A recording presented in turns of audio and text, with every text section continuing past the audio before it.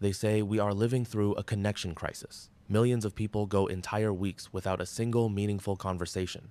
Therapists are calling it an epidemic of emptiness. But you are not empty. You are not desperate for a text back. You are not refreshing anyone's profile hoping they notice you. In fact, the last time you cleared out your contact list, you felt something unexpected. You felt free. So what does that say about you? Is something broken inside you, or did you figure something out that most people are still trying to learn? Let's go back. There was a version of you that gave everything. The one who remembered everyone's problems. The one who showed up even when no one showed up for you. You held people together while you quietly fell apart. And somewhere along the way, you mistook being needed for being loved. Then something shifted. You stopped reaching out. And instead of the world collapsing, it went quiet. And quiet, for the first time in years, felt like breathing. Here is what science says about that moment. Your nervous system is not just wired for connection. It is wired for survival. When closeness repeatedly brings pain, when people take more than they give, your brain begins treating certain relationships the way it treats a hot stove. It pulls you back before you get burned again. This is not a flaw. This is your biology doing exactly what it was designed to do. But where did it learn that people were dangerous? For many of us, it started early. Maybe you grew up in a home where love was unpredictable, where one wrong word could shift the entire atmosphere of a room. You learned to read people's energy before they spoke, to make yourself smaller so there was less of you for the chaos to reach. That kept you safe as a child. But as an adult, that same instinct starts making decisions for you. It says pull back, disappear, leave before you can be left. Here is what matters. Not all pulling away is the same. There is a version that is healing and a version that is hiding. One is a boundary, the other is a wall. Walls are built from fear. They go up automatically, blocking everyone, the harmful and the wholesome alike. Walls are your past, making decisions about your present. Boundaries are conscious. They say, this person has shown me who they are. I believe them, and I am choosing not to give them access to parts of me they do not value.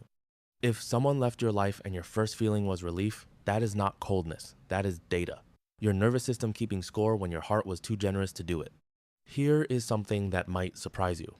People who carry early emotional wounds often develop something extraordinary, an almost uncanny ability to read people, to sense when something is off before a single word is spoken. You notice what others miss, the shift in someone's tone, the way warmth disappears the moment they get what they needed, the pattern of someone who only appears during their own crisis. You are not paranoid. You are not too sensitive. You have processed more social information than most people encounter in a lifetime. That quiet internal voice that says something is wrong here, it has a track record. You have learned to trust it.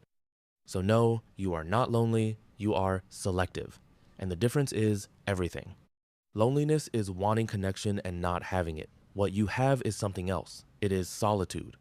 Solitude is chosen stillness. It is finally being able to hear your own thoughts. A quiet phone that signals not rejection, but protection. People who do not understand will say you are closed off, that you push people away.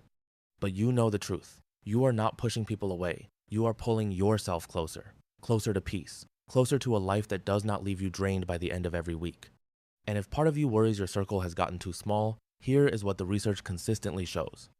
Quality will always outlast quantity. One person who genuinely sees you, who you never have to perform for, is worth more than 100 connections built on habit and obligation. You do not need a crowd. You need the right few. And you already know who they are. The ones who do not require you to explain yourself. The ones who were there before you became useful and stayed after you stopped being available. Those are your people. So if silence feels like relief, if solitude feels like sanctuary, if you would rather be alone than surrounded by the wrong energy, hear this. You are not broken, you are not cold, you are not damaged. You are someone who learned what your peace is worth and decided it was worth protecting. That is not isolation. That is one of the most quietly powerful choices a person can make. Drop a comment. Tell me when you first decided to stop shrinking for people who never noticed. I read every one. Like, share, and subscribe. This is just the beginning.